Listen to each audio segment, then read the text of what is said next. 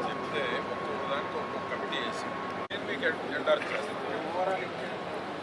Overall నాకు చెప్పండి ఏమన్నా, నేను I will take care. I am local constituency in charge. So we can discuss everything. Yeah.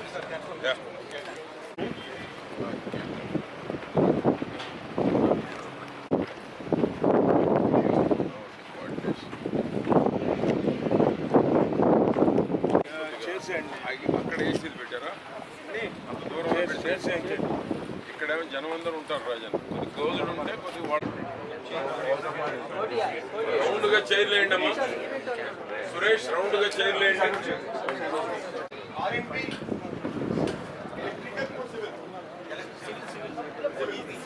And who is RMP electrical?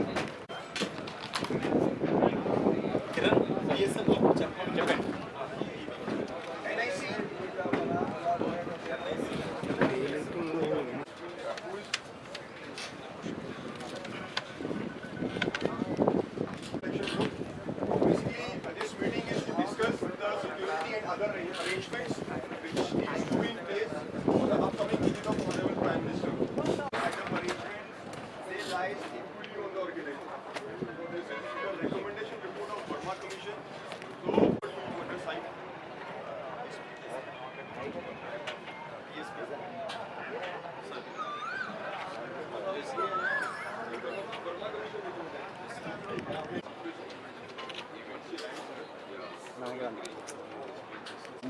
నువ్వు వెనకాల చూసుకోవాలి.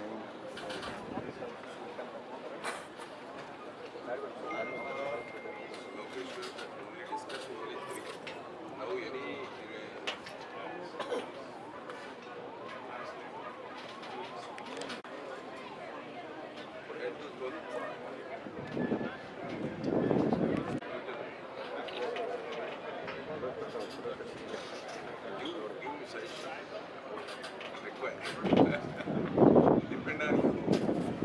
That is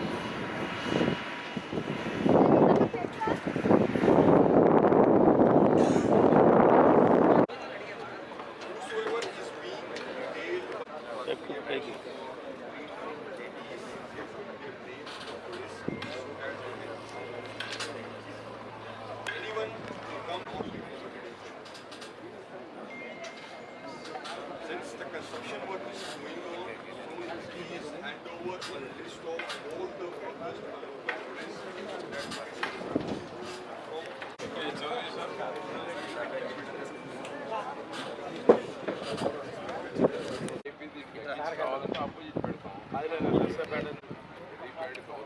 అసలు అవసరం లేదు. ఈ మూల అయితే సరిపోతుంది.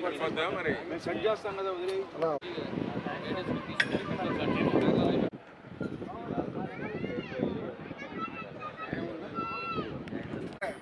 క్లిక్ అంతే. ఓకేనా?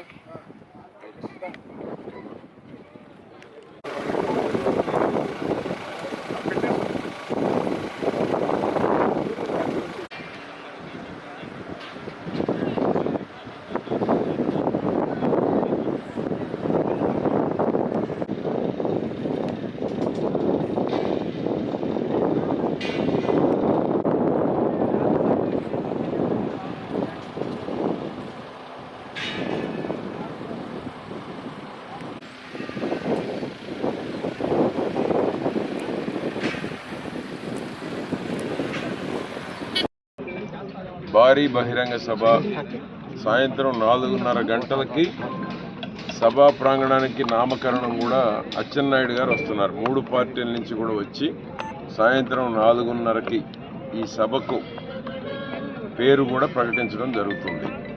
3 గంటలకు జరగబోతూ ఉంది. అబోతో నా భవిష్యత్ అన్నట్టు దేశంలో ఎక్కడా లేనటువంటి విధంగా అతిపెద్ద భారీ బహిరంగ సభ. 3 గంటలకి లక్షలాది మంది ప్రజలు తరలి రాబోతూ ఉన్నారు. దశ దిశ నిర్దేశించబోయేటువంటి సభ 300 ఎకరాల్లో ఏర్పాట్లు జరుగుతూ ఉన్నాయి. 7 హెలీప్యాడ్లు వేస్తున్నాం. 7 హెలీప్యాడ్లు 300 ఎకరాల్లో పార్కింగ్లు కానీ, విఐపి పార్కింగ్ కానీ, పబ్లిక్ వచ్చేటువంటి పార్కింగ్ కానీ, ట్రాక్టర్లతో మోటార్ బైక్స్తో ఏ కాన్స్టిట్యున్సీకి ఆ కాన్స్టిట్యున్సీ 5,000 నుంచి 10,000 మోటార్ బైకుల మీద రమ్మనేటువంటి చంద్రబాబు నాయుడు గారి యొక్క ఆదేశం. దానికి తోడు ఆటోలు ఎన్ని అవైలబుల్ ఉంటే అన్ని, స్కూల్ బస్సెస్ ఎన్ని ఉంటే అన్ని, ఆర్టీసీ బస్సులు ఎన్ని ఇస్తే అన్ని బుక్ చేస్తున్నాం.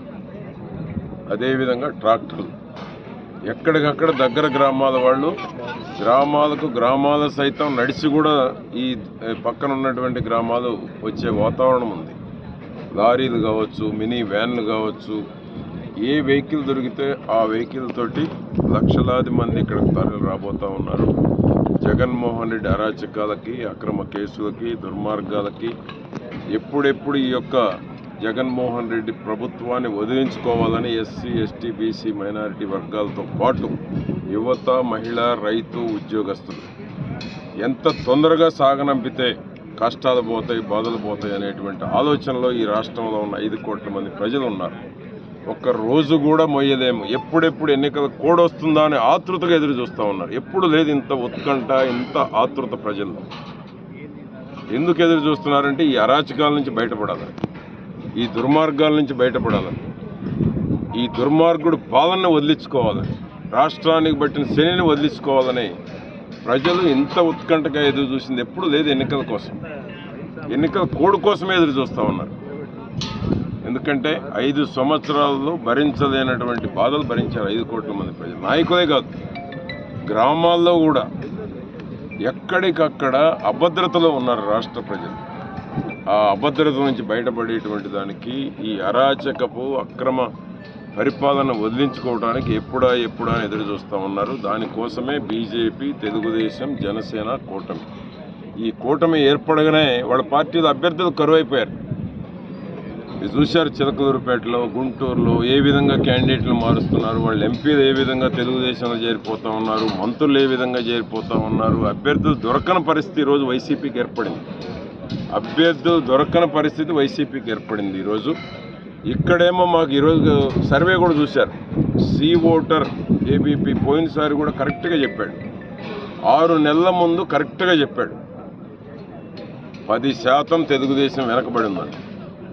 అక్షరాలు అదే జరిగింది పోయిన 19 ఎన్నికల్లో. ఈరోజు చెప్పాడు 24 ఎన్నికల్లో ఏం జరగబోతూ ఉంది. సి ఓటర్ సర్వే 100% నిజంగా పోతా ఉంది. ఈ అయినటువంటి సభని మనం అందరం కూడా జరుపుకోబోతా ఉన్నాం. త్రివేణి సంగమం లాగా రాష్ట్ర ప్రజలకి పవిత్రతతో కూడినటువంటి సంఘం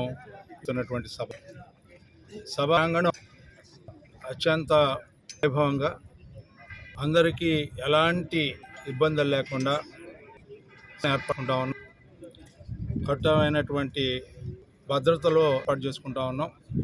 ఎవరికి కూడా ఇబ్బంది లేకుండా మంచినీళ్ళు కానీ, మజ్జిగ కానీ, అదేవిధంగా ప్రతి బ్యారికేడ్స్లో కూడా కేజీ సిస్టమ్స్ని కూడా 2,000, 4,000, 5,000 అట్లాగే వచ్చేట్టుగా 10,000 అట్లా డివిజన్ చేసుకుంటూ వెళ్తూ ఉన్నాం.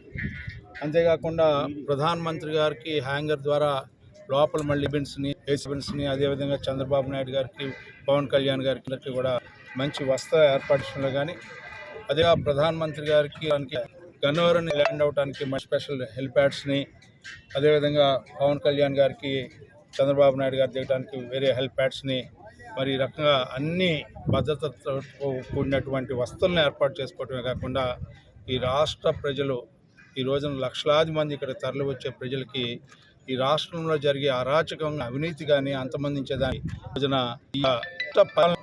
చేసే అని చెప్పి ఈ సందర్భం చేసుకుంటాం.